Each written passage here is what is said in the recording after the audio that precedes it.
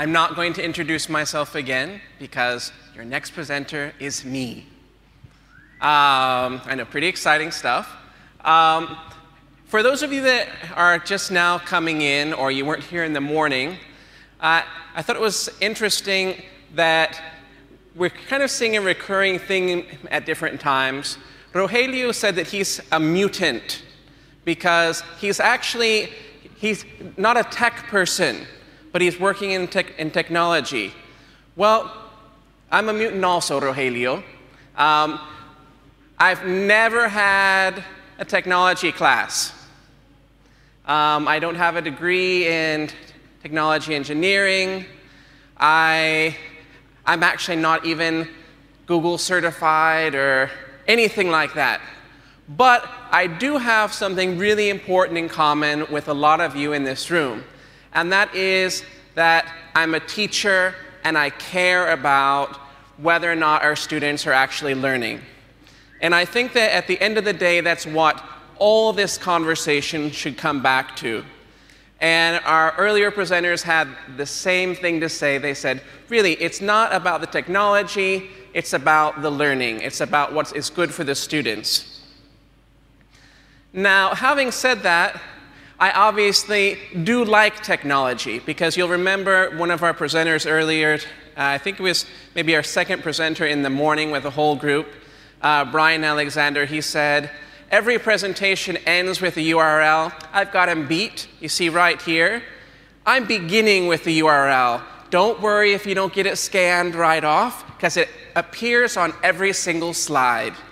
So if you miss it to start out, there's no problem. It's going to show up later on. So how did I end up being a whole school technology integration coach? And I want to make clear that the word is coach. When I was first contacted to get involved with this conference and they were throwing around what my title would be, they said specialist. I said, actually, no. No, I'm not a specialist at all. I just get things done. And I'm not afraid to go and ask questions. I'm not afraid to go and see, well, this is something that needs to happen, so let's make it happen.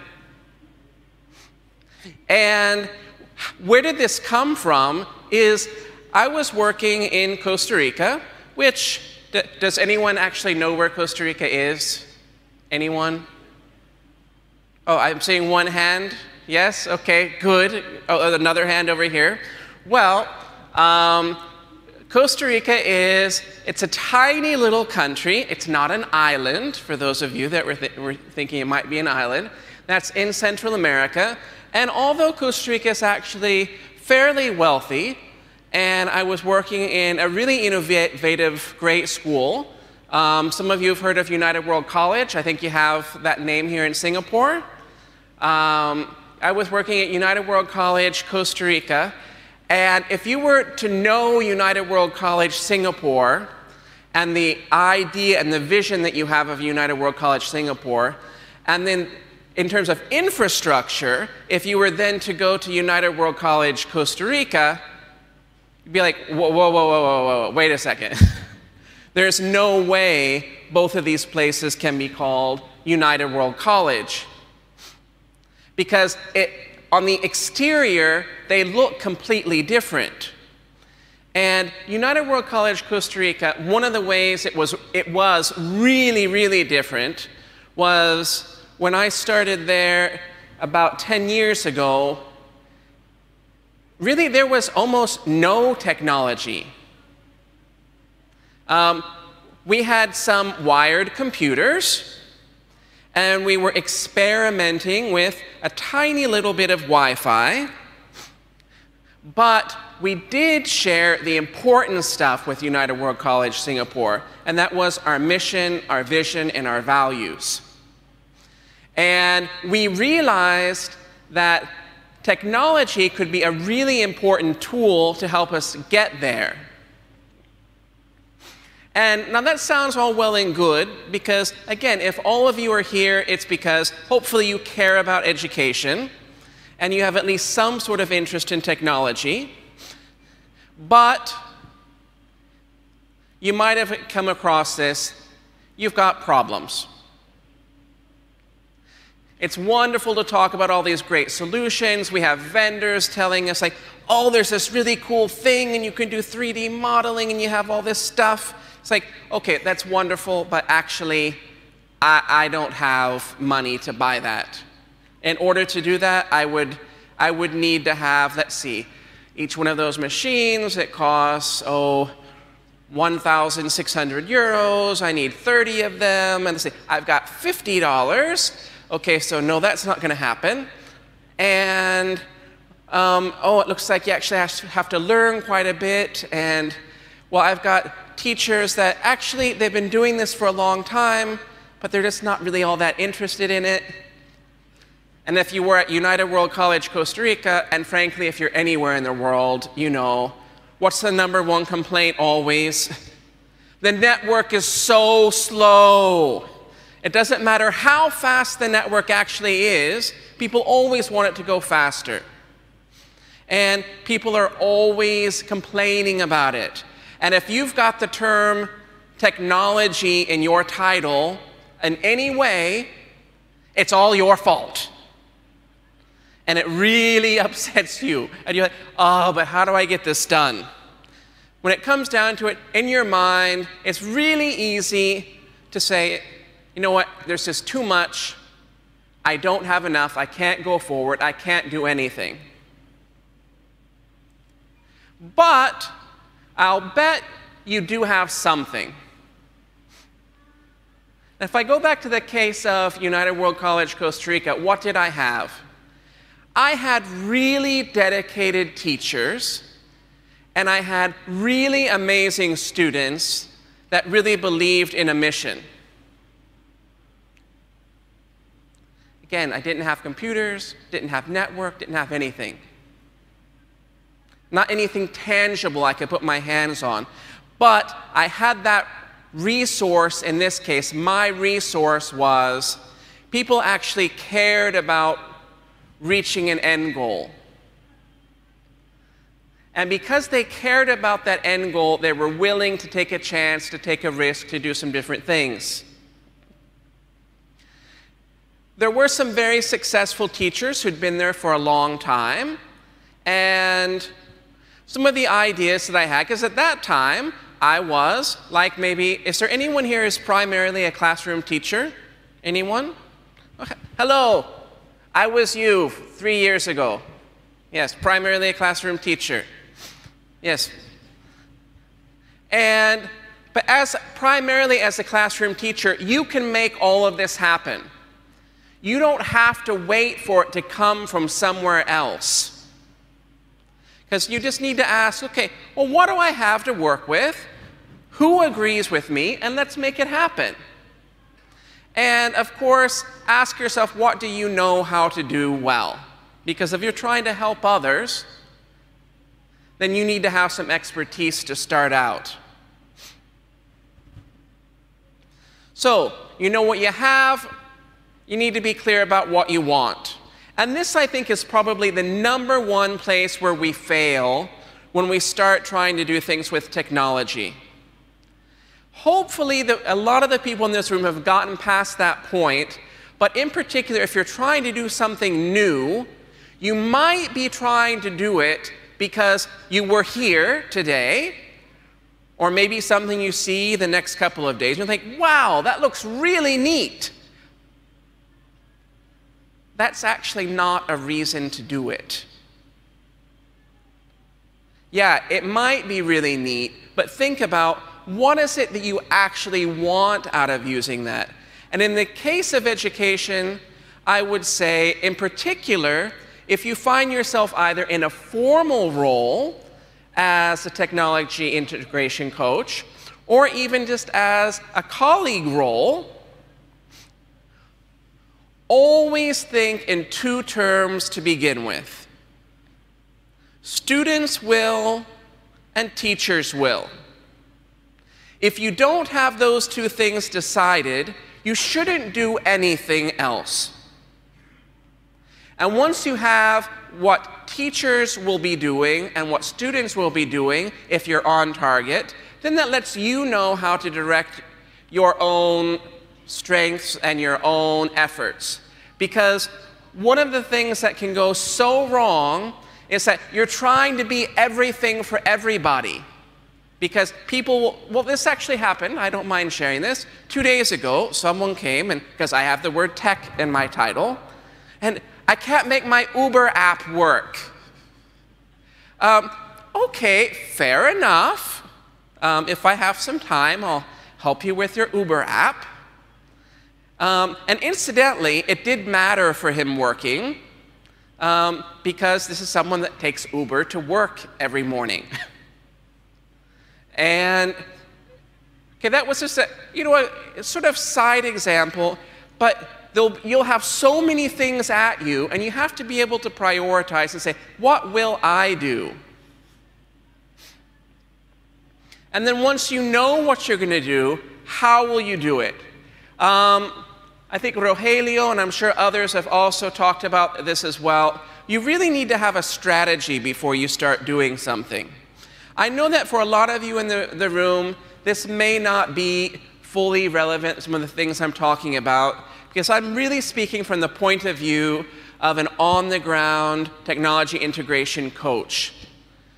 Really make it happen. But I think that a lot of these things can apply across the board. And within that strategy, you need to be very clear about something you can get done today. Okay, perhaps today is pushing it. But certainly, maybe even this week. Because you want to be able to show yourself and show everyone else that you've done something. But also look forward and think, okay, yeah, maybe this is my thing for today, but where am I really trying to lead my institution? Why am I doing this? And maybe you're not an instructional leader, maybe you're in a different area of technological support. What is your real end game? Is your end game that there is 600 megapixels or megabits? Or, so you can tell I'm not a tech person. There we go, I'm not even saying that right. But where are you going? And earlier, why? And take it one step at a time. And this is the most important part when we talk about getting it done and getting it done today, is when you take each step, celebrate each step. Because if not, especially if you're from a smaller institution or an institution that doesn't have a lot of funding, it's really easy to get bogged down in, you know what, I was supposed to have implemented, or I had planned on implemented this huge program where everybody has these wonderful digital portfolios, and I didn't get it done. I'll bet there's a lot of things you did get done.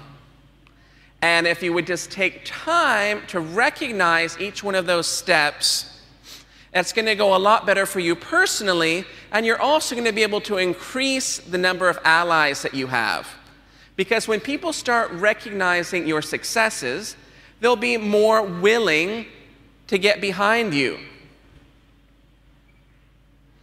There's been a lot of talk about failure today. Notice I didn't even use the word. But lots of times it doesn't work out. You've got a great idea. You did everything right, but the rest of the world is wrong. I'm pretty sure that's what it is. Sometimes I know I'm right. That's okay. It's okay when it goes wrong. All you've done is discover there's just one more way to not do it in the future. You got done with everything. Reflect and revise. You had some goals at the beginning. There's a good chance you didn't reach a lot of them. For instance, I can tell you right now, I was thinking about well, what were my yearly goals? Okay, one of my yearly goals was that I was going to have this wonderful integrated tech survey out to all of my teachers, and that by this time in the school year, that teachers would have reduced their rejection of our school technology by 30%. I actually haven't made the survey yet. I'm not saying that that's a really good way to go about it, but it's because I realized along the way that I needed to actually put my effort somewhere else. And there's been other things that have gone really amazingly well. And I've been able to celebrate that with my students, celebrate that with other teachers. And I know, well, one thing for sure, that I'm not going to put goals in terms of a survey that I did in the future. So, thinking about your own school setting, thinking about what's going on for you, remember, you don't have to wait for anyone else. You don't have to wait for the money. You don't have to wait for the equipment. You can get it done today. Do the easy stuff first. There's a good chance a lot of the easy stuff is actually going to solve more than half of your problems. And you're actually going to realize that, hey, things are going really well. If someone has helped you, make sure to make them look good also. They'll remember it, and when it's your turn to look good, they'll make sure you look good also. And the most important thing, especially for those of you who sometimes get stuck in those little cubicles back in those back offices, in our school, we actually call it the dungeon. At Dhirubhai Ambani school, it's the dungeon where we stick the tech people. It's literally in the basement. It's kind of dank and damp. Does anyone else have a dungeon? I'm seeing a head shaking there. Yes?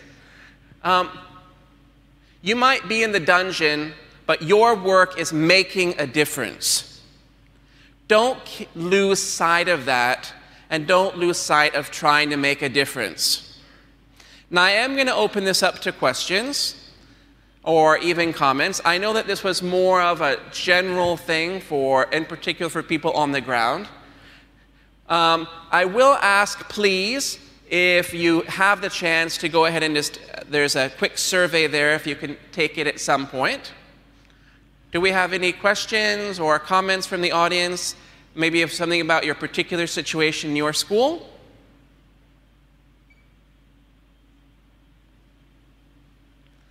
Oh, wonderful then, because that means that we have a couple more minutes for the next person. Thank you very much. And I'm going to grab my paperwork so I can introduce our next speaker.